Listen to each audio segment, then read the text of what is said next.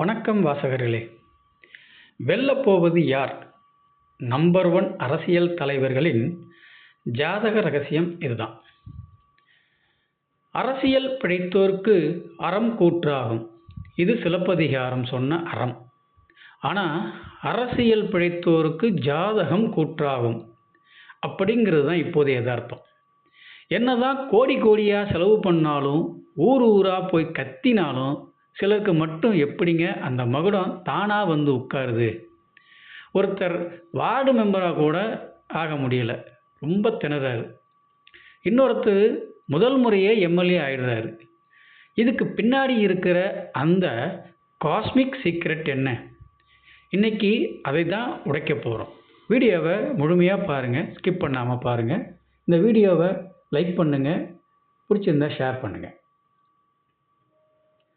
ஏங்க, ஜோதிடத்தில் 5ஆம் பாவம்னா என்னன்னு தெரியுமா?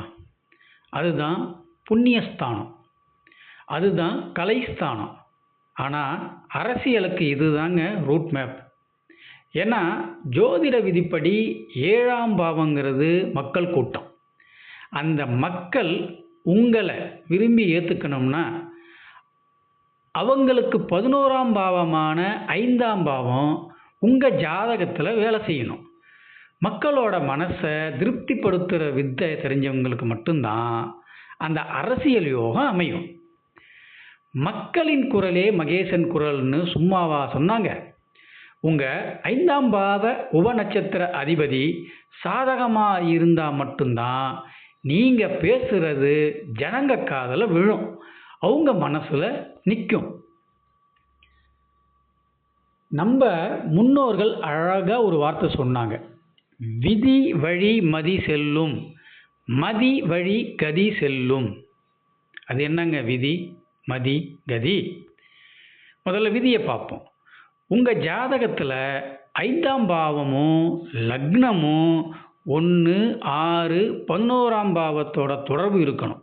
இது ஃபிக்ஸட் டெபாசிட் மாதிரி. இதுதான் விதி. அரசியல் ஜாதகத்தில் ஜொலிக்கணும்னா இந்த விதியை பார்க்கணும். அடுத்தது மதி. உங்கள் தசாபுத்திகள் விதியில் யோகம் இருந்தாலும் தசாபுத்தி ஒத்துழைக்கணும், அது ஆக்டிவேட் பண்ணணும். அந்த நேரம் வந்தால் தான் அது ஆக்டிவேட் ஆகும்.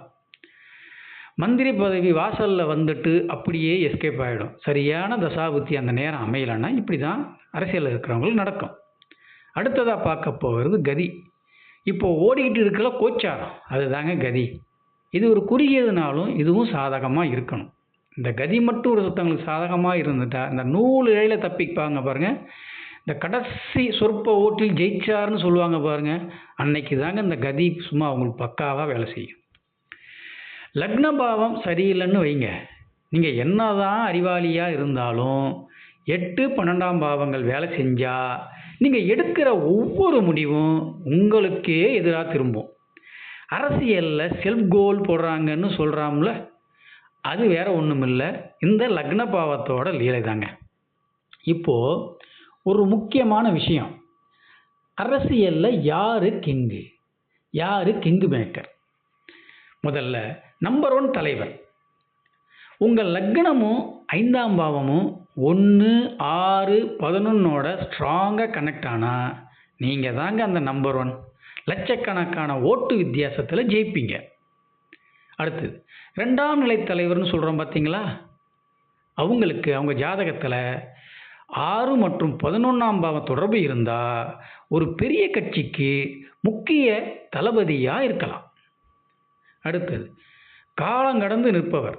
அரசியலில் ரொம்ப காலம் ஜொலித்து நிற்கக்கூடிய அந்த யோகம் யாருக்கு இருக்குன்னா, இதுக்கெல்லாம் மேலே சூரியன் அல்லது குரு உங்கள் லக்னத்தோடவோ 5ஆம் பாவத்தோடவோ கை கோத்துட்டா உங்களுக்கு தனி கௌரவம், ஆளுமை திறன் எல்லாம் தானாக வரும். சிங்க மாதிரி சும்மா கம்பீரமாக அரசியலில் வலம் வருவீங்க.